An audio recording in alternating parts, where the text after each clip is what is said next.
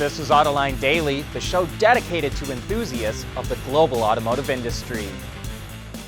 Mexico is ramping up its dispute with the United States over the USMCA free trade agreement. Last month, Mexico threatened to sue the U.S. over the Biden administration's proposal to give extra incentives to electric vehicles made in America by union labor. Mexico, along with Canada, says it violates the USMCA. And now Mexico says the U.S. is being too strict with auto content rules under the new trade agreement, which raised required regional content to 75% of a car's value or components. Under NAFTA, the requirement was 62.5%. Mexico says the U.S. is not allowing, quote, various methodologies to calculate content. Mexico has requested a resolution panel to settle the dispute. As we reported earlier in the week, car sales in the U.S. were up 3% in 2021, but sales of electrified vehicles way outperformed the rest of the market. According to Ward's Intelligence, automakers sold more than 1.4 million hybrids, plug-in hybrids, and battery electric vehicles, up 84% from a year ago. Hybrids accounted for the majority of the volume, with more than 801,000 sold, up 76%. BEV sales hit nearly 435,000 vehicles, a gain of 83%, and close to 174,000 plug-in hybrids were sold in 2021, up 148% from a year ago. Electrified vehicles now account for 9.4% of sales in the U.S. market. 5 years ago at the Detroit Auto Show, Volkswagen unveiled the ID. Buzz electric van concept, whose styling is inspired by its iconic microbus. And now it's about to become reality. VW CEO Herbert Diess tweeted out that the automaker will unveil the production version in March. That's all we know for now, but we're looking forward to its debut.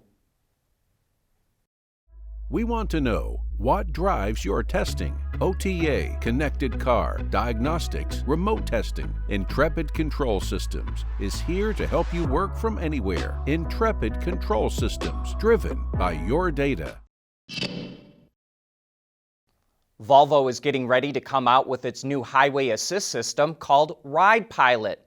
When the right conditions are met, the system will allow drivers to go hands-free. It doesn't say outright if it will be able to change lanes, but the graphics provided by Volvo show that capability. And with the amount of sensors on this system, you'd hope that would be the case. It has 5 radars, 8 cameras, 16 ultrasonic sensors, and 1 LiDAR. Volvo plans to first launch the system in California, and tests there begin this year. The first vehicle to get Ride Pilot, which will be available as an add-on subscription, is its upcoming all-electric SUV that was previewed as the Concept Recharge. That vehicle makes its debut later this year.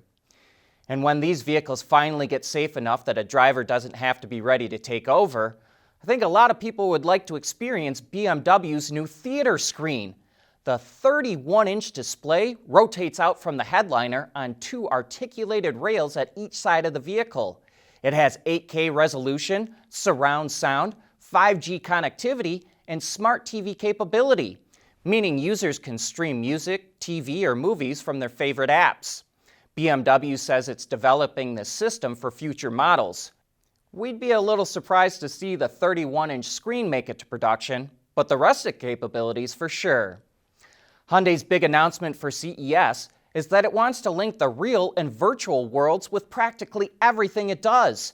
And to accelerate its virtual world development, Hyundai is teaming up with Unity, a company that provides real-time 3D content. Part of their partnership will focus on developing a meta-factory concept, which is a digital twin of an actual factory that allows the company to run tests and figure out the best setup for the plant in the virtual world. They'll also create a 3D virtual platform for sales and marketing purposes, which would include the ability to test and trial new vehicle functions. Unity plans to help Hyundai with autonomous driving simulation as well. The first use of the Meta Factory will be at a new facility that's scheduled to be completed by the end of this year.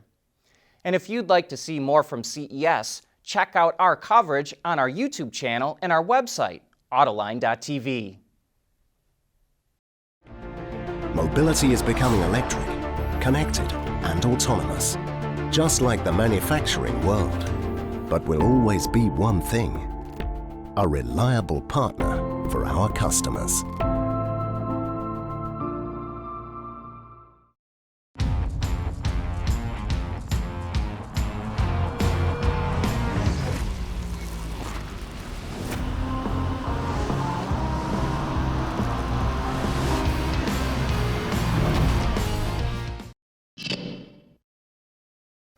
Electric pickup trucks have been generating a lot of buzz recently, and now the supplier Magna is coming out with technology to help automakers electrify trucks and light commercial vehicles.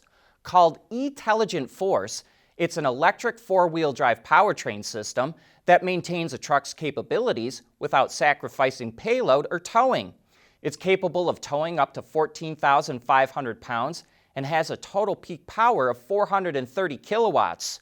The big deal with this system is that automakers don't need to make any architectural changes to the vehicle. Plus, it's customizable. Magna plans to launch Intelligent Force in North America in 2025. Well, I've got to admit it, I was a little surprised by the responses to our question, do you expect to get around in autonomous shuttles or pods in the future? I expected more answers like Murph Peters, who says, I like driving my car as opposed to my car driving me. I still never use cruise control. I want to stay as engaged as much as possible. Or Francesc Muro, he says, I'm not giving up the emotion and passion of driving. I am not a merchandise to be taken from A to B, but a person who wants to make his own decisions and take the lead. But a number of people were more like Kevin A. I could see using a shuttle in any situation where driving is a chore. For me, that would only be in rush hour heavy traffic or long, boring extended trips like a vacation in Florida. The rest of the time, I'd rather drive myself. And Merkel Wilhelm thinks these are the right kind of vehicles for autonomy. If the vehicle does all the driving, why would passengers need to be crammed into a chassis that resembles a traditional car? Mobility pods make much better use of the vehicle footprint and give more flexibility to address the needs of the passengers. Even though our comments section is a small sample size, I think varying responses shows mobility pods and shuttles will be a thing, but only in the right environment, like a campus or city center. And thank you for all of your feedback.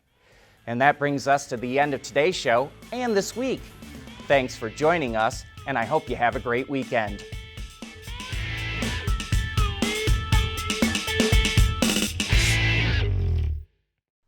Autoline Daily is brought to you by Bridgestone, solutions for your journey, Intrepid Control Systems, over-the-air engineering, boost your game, and by Scheffler, we pioneer motion. Wards is the industry leader for news, data, and analysis. That's why companies across the globe subscribe to our premium service, maybe even your own. Log in for subscriber access now, check your company's intranet for details, and rely on wardsauto.com to keep you informed.